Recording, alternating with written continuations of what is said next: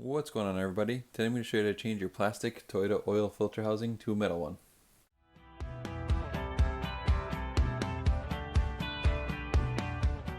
In my opinion, this plastic filter housing made by Toyota is inferior to the metal one. That's why I decided to purchase one and swap it out. First, remove the filter housing from the vehicle and drain off all the oil. Some of the tabs on this filter housing have cracked and broken off, so it's time to replace it with a metal one. And here's a replacement filter cap. That's the part number. And this is not a direct replacement. The center portion of the filter cap needs to be replaced with the one that came out of your vehicle. So keep that in mind. So you can see this metal housing is much better built. That center portion needs to come out. The one on the 4Runner is much longer, so it needs to be swapped out.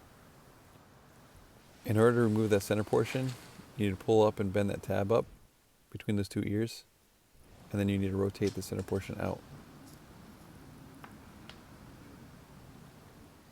So I do this by taking a pair of pliers, bending that tab up, and I took a screwdriver and bent it a little bit more just to kind of get the clearance there. And in this case, it just pops right out.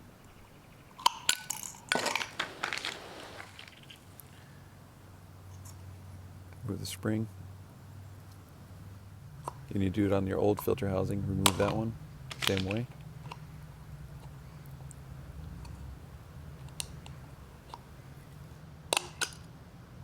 Then insert it into the new filter housing with the spring. Push it down below those tabs, twist it, lock it into place, and then take your screwdriver and press that tab back down.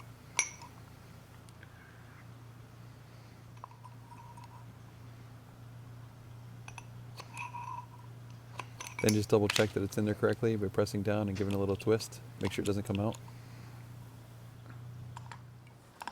Next, with a ratchet and a pair of channel locks, remove the end cap.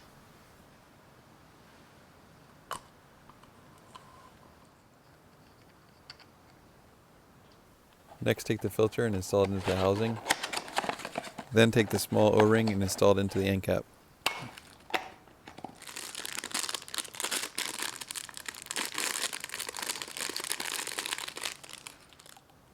Make sure that the O-ring is seated down properly. Then reinstall the end cap. There is an actual torque value for this, but I find that when you tighten it down, it just bottoms out.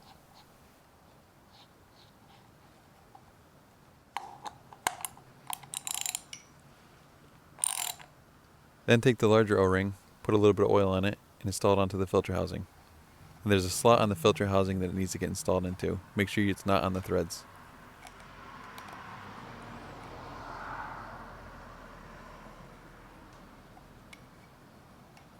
And here's that slot. It's just below the threads.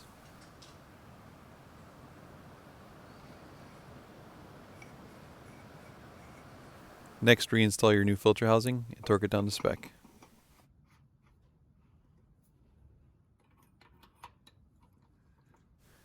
Alright guys, thank you so much for watching. If you found this video helpful, please give it a thumbs up. Also check out all my other 4Runner maintenance videos and all my other maintenance videos, and we'll see you in the next one.